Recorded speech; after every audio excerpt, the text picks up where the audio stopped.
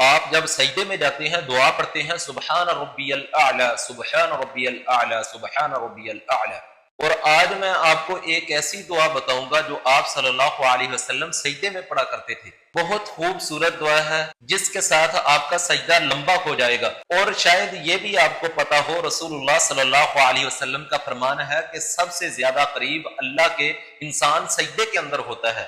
دعا کیا ہے اور اس کا ترجمہ کیا ہے، میرے ساتھ یاد کریں۔ اللہم اغفر لی ذنبی کلہ، اے اللہ مجھے معاف فرما دے، ذنبی کلہ، میرے سارے گناہوں کو، تمام گناہوں کو، دقہ و جلہ، چھوٹے گناہ اور بڑے گناہ، اولہ و آخرہ، پہلے والے گناہ اور پچھلے گناہ، سارے کے سارے گناہ معاف فرما، وعلانیتہ و سرہ، یا اللہ جو میں نے ظاہری گناہ کی یا چھپ چھپ کے گناہ کیے سارے گناہ معاف فرما۔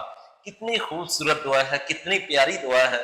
اس دعا کو اپنے سجدوں کے اندر شامل کریں، کیونکہ انسان سب سے زیادہ اللہ تعالیٰ کے قریب سجدے کے اندر ہوتا ہے، اور انسان کی سب سے بڑی کامیابی یہ ہے کہ انسان کے گناہ معاف ہو جائیں اور اس کا رستہ جنت کی طرف آسان ہو جائے۔ یہ ویڈیو صدقہ جاریہ سمجھ کر اپنے پیاروں میں، رشتہ داروں میں، اپنی فیملی میں شیئر کریں تاکہ اس کا اجر و ثواب آپ کو بھی ملے۔